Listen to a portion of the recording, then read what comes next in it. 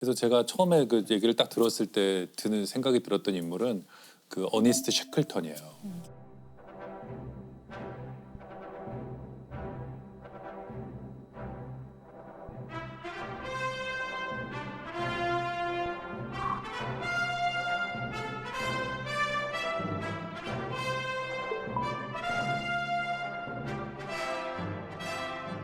근데 이분은 그 원래 남극을 아주 젊었을 때 갔어요. 28살에 남극을 스콧, 그 유명한 스콧하고 갔거든요.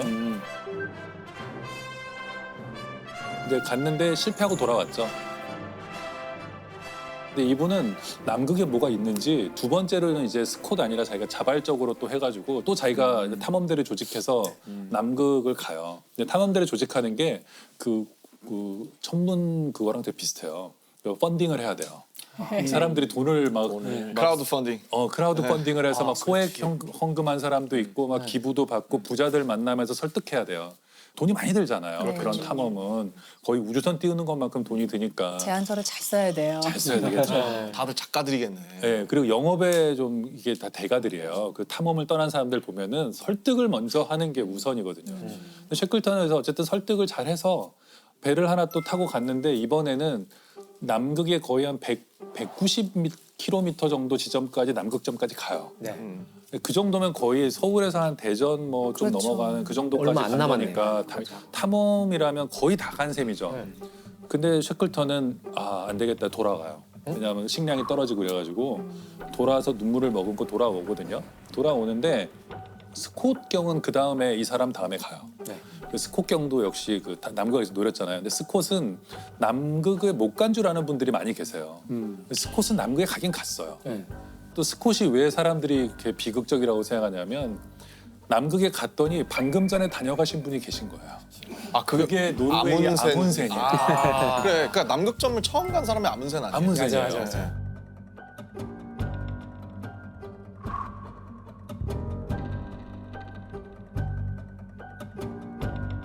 노르웨이한테 지다니 탐험하면 영국인데 그렇게 생각했기 때문에 또 달 탐사를 하듯이 박차를 가해서 그리고 셰클턴은 그래서 뭐 이미 아문센이 정복을 했기 때문에 목표를 이제 또 펀딩을 받아야 되니까 또 가야 되니까. 우리는 횡단을 한다 이렇게 얘기했어요. 횡단. 갔다 가서 오는 게 아니라 한번 같은 건너버리겠다. 곳, 질러서 그냥 횡단을 하겠다 그리고 원대한 목표를 이제 세웠고 이제 그런 경쟁해야죠. 명분으로 셰클턴이 또 펀딩을 해서 세 번째로 배를 타고 가요. 이 투자자들의 마음은 어땠을지가 대단히 궁금한데요. 이쯤 되면. 투자자들은 성공할 거라고 생각했죠. 셰클턴은 벌써 경험이 풍부하고 가서 살아온 사람이 드물기 때문에 저격이라고 생각했을 거예요. 그래서 공고를 냈는데 5천 명 정도가 가겠다 그래요.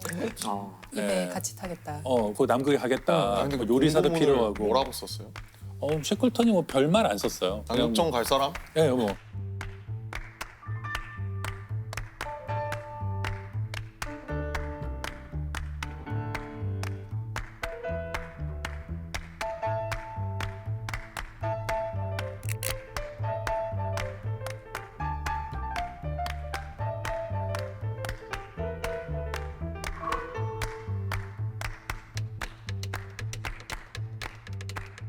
세 번째 탐험을 떠나는데 뭐가 문제였냐면은 그 부빙이라고 하는 거, 그러니까 얼음덩이들이 떠댕기잖아요.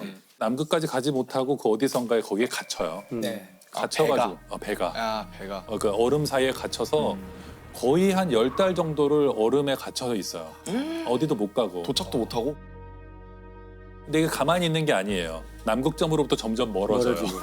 그냥 부빙들이 움직이니까. 그래서 그게 한 1000km 정도 움직여요. 움직이다가 이게 사진을 갖고 왔는데 와. 이런데 이제 갇힌 거예요. 그래서 처음에는 이 배 위에서 생활을 하다가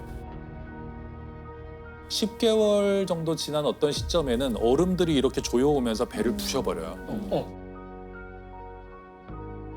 이 사람들은 결국 배를 버리고 배에서 나오는데 가장 가까운 사람이 살고 있는 전초기지까지 무려 한 1900km 정도 떨어져 있어요. 200km. 여기서 제가 재봤더니 서울에서 몽골의 울란바토르까지 걸어가면 되는 거예요.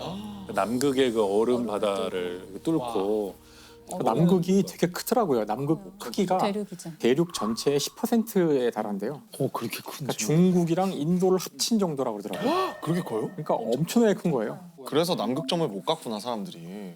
역경에 처했고 거기서 문제가 생겼는데 쉐클턴은 왜 유명해졌냐 하면 남극을 정복하지 못했어요. 결국엔 또 못 간 거죠. 못했지만 이 사람은 그 순간 자기 일기에 써요. 목표가 바뀌었다. 전원을 살려서 돌아간다. 근데 이게 쉐클턴의 굉장히 참 저는 리더십의 멋진 점 중 하나라고 생각해요. 어떤 위대한 목표를 세웠지만 안 된다고 생각하면 바로 바꿨어야 되는 거예요. 목표를 빠르게 수정했고 그리고 28명의 대원이 있었는데 28명의 대원 한 명도 죽이지 않고 다 데리고 귀환해요. 근데 귀환하는 과정도 되게 드라마틱한 게 얼음덩이 사이에 영하 20도 30도가 있는 남극에 갇혀 있어요. 여기에서 640일 정도로 살아남아야 돼요. 몇 달 동안 똑같은 사람들과 정말 냄새나는 텐트에서 이게 살아야 된단 말이에요. 고텍스 뭐 노페이스 없고. 이런 거 없고 민족 없고. 울로 된 옷과 이런 것들 갖고 이제 살아남아야 되는데 그 배에서 탈출할 때 보트가 필요할 거 아니에요. 남극을 가든지 구조를 받아야 되니까. 근데 그냥 보트가 작은 보트예요. 한 6m, 7m 되는 보트 3개를 내리고 이걸 끌고 이동해야 돼요. 그 대원들이 20 몇 명이 이걸 끌고 캠프에 짐과 이런 걸 가져가야 되거든요. 무거우면 안 되잖아요. 그렇죠. 무거우면 사람들이 지치고 화가 나니까. 쉐클턴이 가장 먼저 자기가 이제 늘 갖고 다니던 금으로 된 담뱃갑을 이제 버려요. 그 케이스를. 케이스, 담배 금으로 된 케이스. 걸. 예, 그냥 뭐 이런 종이 담배값이 아니고 자기한테 중요한 거를 딱 던지는 걸 보자 저렇게 대장도 저런 걸 버리는데 그래서 갑자기 수북하게 쌓였다 그래요. 자기 거를 다 버리는 게. 버리기 시작해가지고. 분이 저런 것도 버리는데. 예, 예. 우리는. 그래서 최소한의 짐을 갖고 나오라고 하는데 쉐클턴이 벤조 있잖아요. 기타처럼 생긴 그게 6kg 정도 나갔대요. 벤조와 관련된 게 그걸 꼭 가져오라 그랬대요. 근데 그게 나중에 큰 역할을 해요. 대원들이 힘들 때 누군가가 연주를 하는 거예요. 사기를 북돋아. 노래 부르고 막그 사진사가 그 카메라 굉장히 크거든요. 그 당시 카메라. 인증샷. 이런 것들이 희망을 주는 어떤 오브제인 거죠. 근데 이런 게 대원들로 하여금 우리는 구조될 수 있을 것이다. 이렇게 사진을 열심히 찍는 걸 보면 이거 나중에 돌아가서 쓸 거잖아요. 그렇죠. 그다음에 일기. 모두 대원들이 일기를 써요. 쓰도록. 일기를 쓴 게 많이 남아 있거든요. 일기를 쓴다는 것은 우리가 굉장히 힘든 순간에도 일기를 쓰면 힘이 생기거든요. 그래서 이렇게 모험하는 사람들이 스콧경도 마찬가지 일기를 많이 쓰는데 부빙이 두껍고 안정적으로 보였는데 여름이 다가오면 점점점 부빙이 작아지는 거예요. 작아지고 얇아지고 쪼개지고 그래서 엘리펀트 섬이라는 작은 섬에 이렇게 대원들이 겨우 상륙해요. 막 얼음 쪼개지고 막 이러는데 겨우 상륙하거든요. 근데 거기 28명이 어쨌든 전원이 도착해요.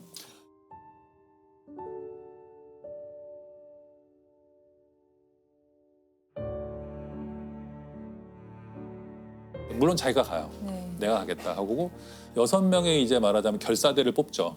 이 아까 그 배를 타고 1200km를 배를 타고 갈 사람. 가는데 허리케인 수준의 바람이 분다고 나오거든요. 남극해에는. 저걸 근데 그걸 타고 뚫고 가서 그건 마치 화살을 쏴서 날아가는 어떤 그 새를 맞추는 거랑 비슷한 그런 항해인데 가겠다. 그 6명을 데리고 가서 결국에는 그 사우스 조지아 섬이라는 데 도착해서 배를 끌고 자기를 기다리고 있는 선원들한테 가거든요. 근데 그 선원들이 넉 달, 5달 동안 반드시 돌아올 거라고 믿고 거기를 이탈하지 않아요. 걔네도 배가 2척 있었기 때문에 야, 갈 수도 우리도 가자. 있었는데. 뭐 우리 잊어버린 것 같아. 이럴 수도 있잖아요. 근데 쉐클턴을 기다려요.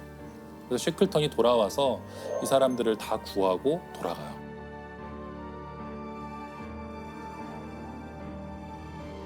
소설로 써도 안 믿을 내용이네요. 예, 예. 너무 비현실적이라고 생각할 정도로 이런 게 이제 기적이죠.